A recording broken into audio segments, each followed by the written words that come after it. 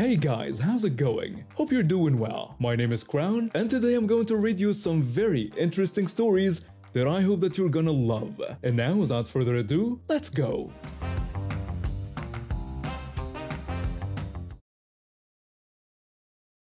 I'm a widower, lost my wife to a sudden illness a few years back, and I never remarried. Since the pandemic started, my grandmother, who's in her 90s, has been living with me, along with my cousin and his mother.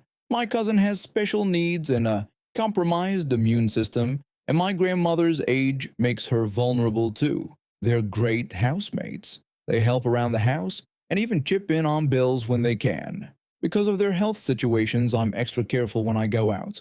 I always shower immediately when I get home and change into fresh clothes before interacting with them. It's just a responsible thing to do. Usually I order everything online to avoid going out, but today their system was down or something, so I had no choice but to go shopping in person.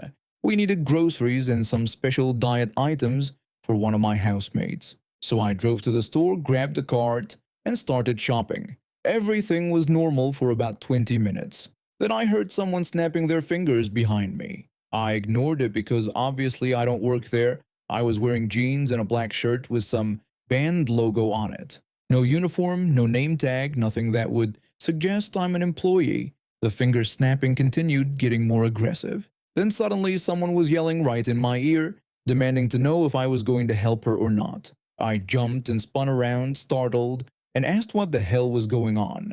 Standing there was this woman, short hair, wearing clothes that were definitely too small for her, with the most sour expression I've ever seen on a human face. She screamed that I needed to help her immediately, or she would get me fired. I shouted back that I didn't work there and told her to get lost and go bother an actual employee. Her mouth dropped open like she'd never been told no in her entire life. Then she wound up and tried to slap me. I blocked her swing and told her that was strike one.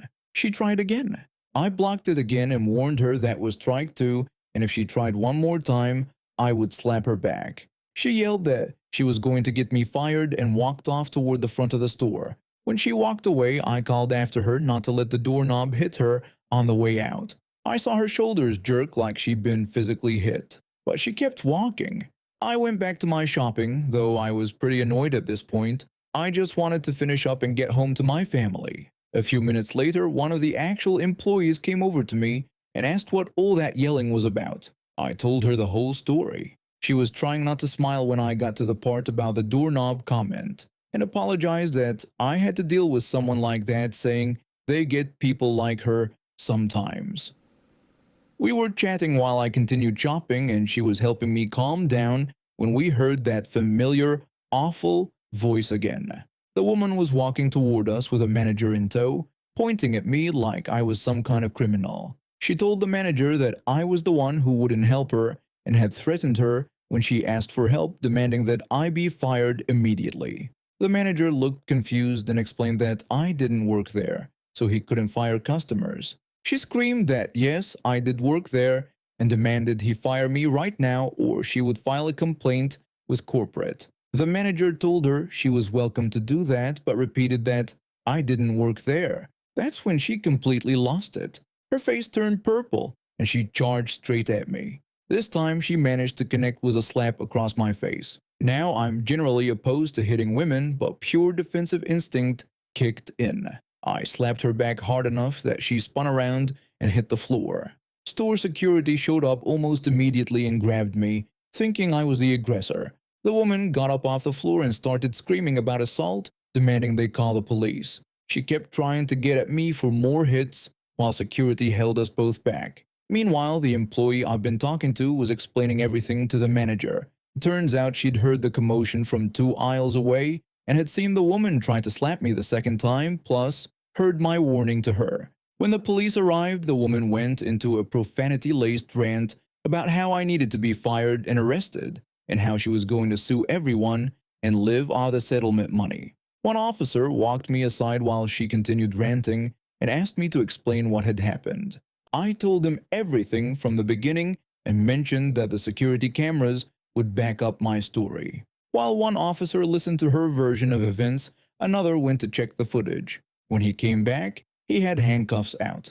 The woman looked smug, assuming they were for me. The officer told her to turn around and not to resist. They had to literally drag her out of the store while she kicked and screamed, threatening everyone's jobs and claiming she was a victim. The language she used was so bad I can't even repeat most of it. A few minutes later, the officer came back to me and asked if I wanted to press charges, explaining that the video clearly showed I was defending myself and didn't use excessive force. I told him absolutely. She's sitting in jail right now because she can't make bail. Several of her family members have actually contacted me to apologize for her behavior, which I told them wasn't necessary. They're not responsible for her actions. The interesting part is that none of her own family is willing to bail her out. I suspect there's a lot more history there that I don't know about. She's also been banned from the store for life. So that's my day. I finally got my shopping done and made it home safely to my family. But what a mess. I need to give you some background before I tell this story. My mom has cerebral palsy that affects her legs. She can't walk without crutches, and even then it's really hard. She also had surgery on both shoulders recently, which makes using crutches almost impossible. That's why she uses her wheelchair most of the time now.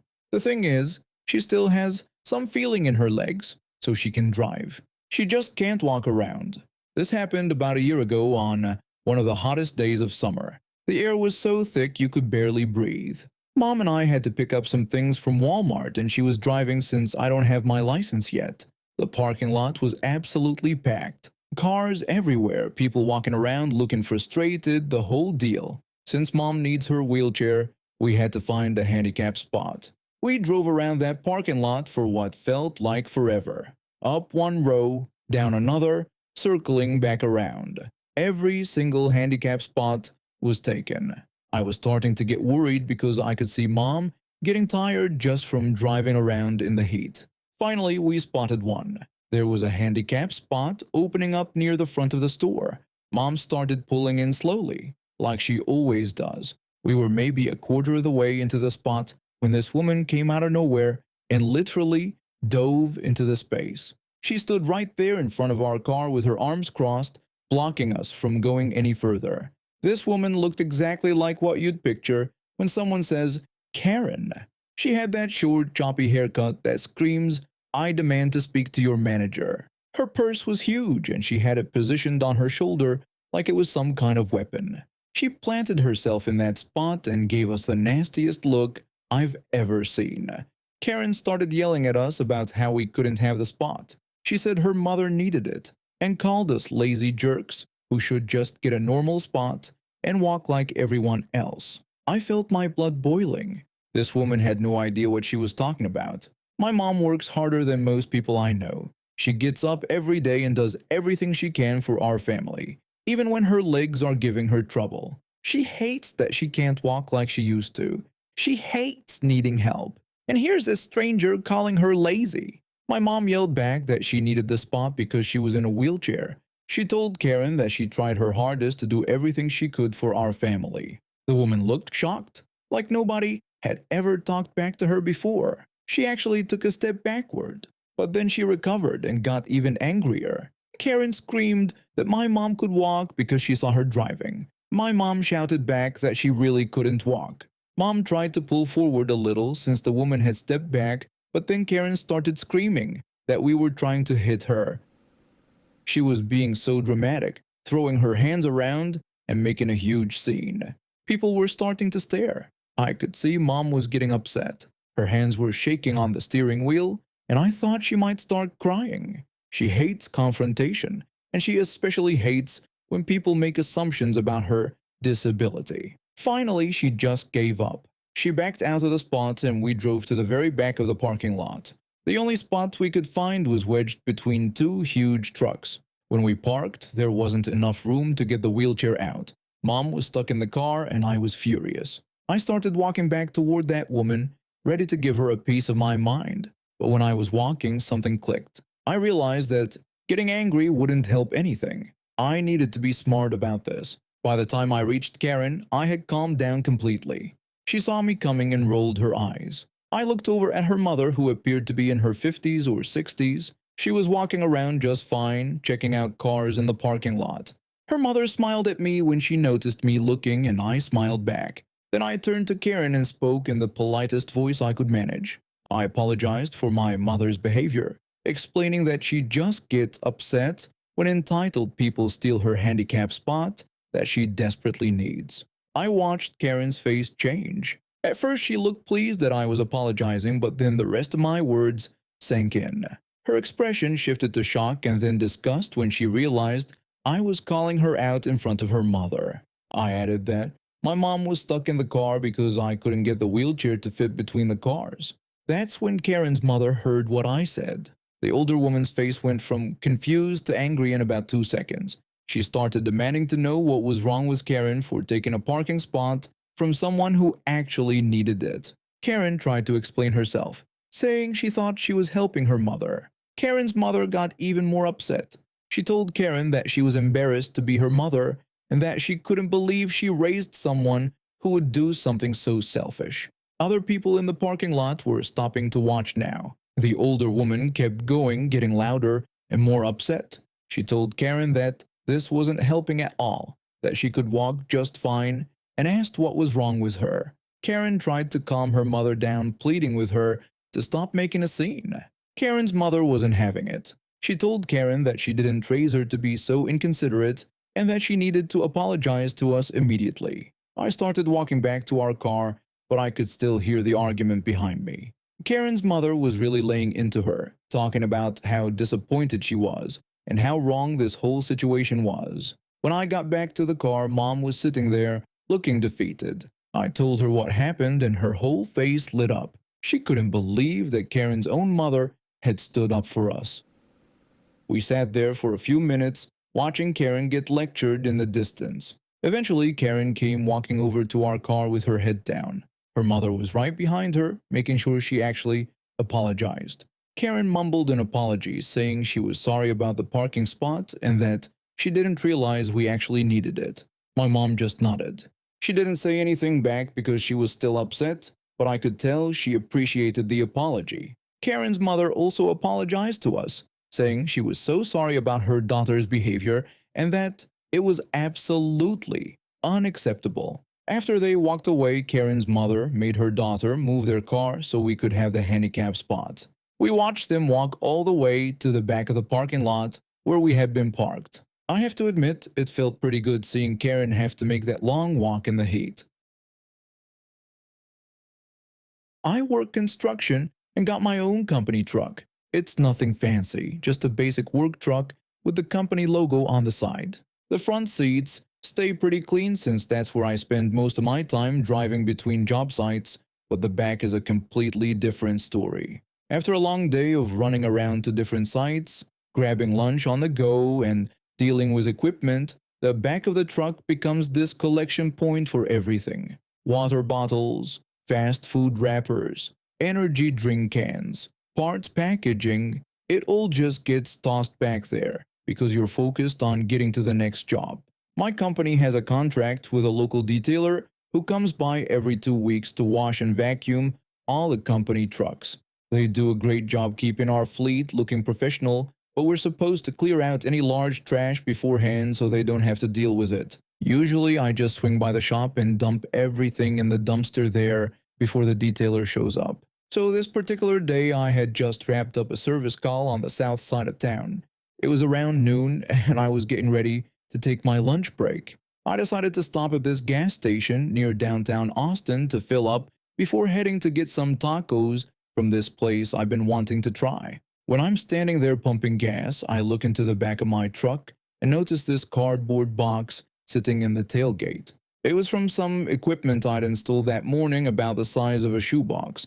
I'd completely forgotten to toss it at the job site, and with the wind picking up, I didn't want to risk it flying out onto the highway and causing an accident or something.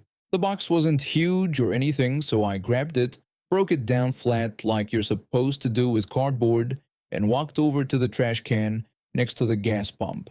Once flattened, it was maybe a quarter of the original size. Really, not a big deal. I had just dropped it in the trash when this woman comes storming out of the gas station. She was wearing the store uniform and looked absolutely furious. She told me I couldn't throw that away in there. When I asked what the problem was and pointed out it was just a small piece of cardboard, she explained that the trash was only for smaller items and that customers weren't allowed to throw away larger things like that. I was genuinely confused. The box was tiny, especially after being broken down. I told her I really didn't see the problem since it wasn't even that big. She argued back that the cardboard could unravel and fill up the whole bin, which would mean she'd have to replace the bags more often, and that was a pain for her. I could tell she wasn't backing down, and honestly, I just wanted to get my gas and grab lunch. I wasn't in the mood for a big argument over a piece of cardboard. I told her it was fine and that there was no problem. I walked back over and pulled the flattened box out of the trash, tossing it back into my tailgate. She seemed satisfied with that and thanked me for not being difficult about it. She mentioned that most people would have given her a hard time over something like this. She was about to head back into the store when something occurred to me. I stopped her and asked what exactly I was allowed to throw away in the trash can. She explained that small stuff was fine, things like water bottles, taco bags, candy wrappers, and other small items that people typically buy from the store. That's when it clicked. A big smile started spreading across my face. I thanked her for clarifying that for me and walked over to my truck. I opened the back door, and her eyes went wide when she saw the absolute disaster inside. 2 weeks' worth of construction truck mess was just sitting there waiting to be cleaned out. I started with the water bottles. There had to be at least 15 empty bottles rolling around back there. I gathered them up and walked over to the trash can, making sure she could see exactly what I was doing. I stuffed them all in, one by one. Then I went back for the taco wrappers. I eat a lot of breakfast tacos on the way to job sites, and apparently I've been collecting the wrappers for weeks. Into the trash they went. Next were the energy drink cans, chip bags, candy wrappers, and napkins. It's honestly amazing how much small trash accumulates in a work truck. Even when I think I'm being good about throwing things away, somehow it all piles up. The first trash can was getting pretty full by this point. These weren't big industrial bins or anything, just regular-sized gas station trash cans that already had some garbage in them from other customers. I wasn't even pressing anything down to make more room, just letting it pile up naturally. So I moved on to the second trash can at the next pump over. More water bottles, more food wrappers, some paper towels I'd used to clean my hands. All perfectly legitimate small trash items. The whole time I'm doing this, I'm looking right at her with the biggest grin on my face. She's standing there watching me, and I can see the exact moment when she realizes what's happening. She started yelling at me, saying I couldn't throw out that much stuff because it was only meant for small things that customers buy from the store. I explained that she had said I could throw away water bottles and taco bags and wrappers, and I offered to show her that most of this stuff could be bought right there in her store. She got even more angry and shouted that there was no way I had bought all of that there. She accused me of probably getting some of it from other places too. That's when I pulled out my company gas card. It had the same logo as the gas station chain. I explained to her that this was the only gas station I was allowed to use while I was in this truck because of company policy. I told her that I came there a lot since it was right by one of my regular job sites, and that most of this trash, except for maybe the taco wrappers, had come from her store. She started yelling and called me several names that I won't repeat here, then stormed back into the store, slamming the door behind her. I just stood there feeling absolutely satisfied. If she had just let me throw away that one small piece of flattened cardboard, none of this would have happened. Now she had 2 overflowing trash cans to deal with instead of just letting me toss one tiny box. I finished pumping my gas, got back in my truck, and drove off to get those tacos. The whole time I was thinking about how she'd have to come back outside and change both of those trash bags. The ironic thing is, if she'd just minded her own business and let me throw away that small piece of cardboard, she could have stayed inside doing whatever she was doing before. Instead, she created way more work for herself by being unnecessarily difficult about something that really wasn't a big deal. I still use that gas station sometimes when I'm working in that area, but I haven't seen her since that day.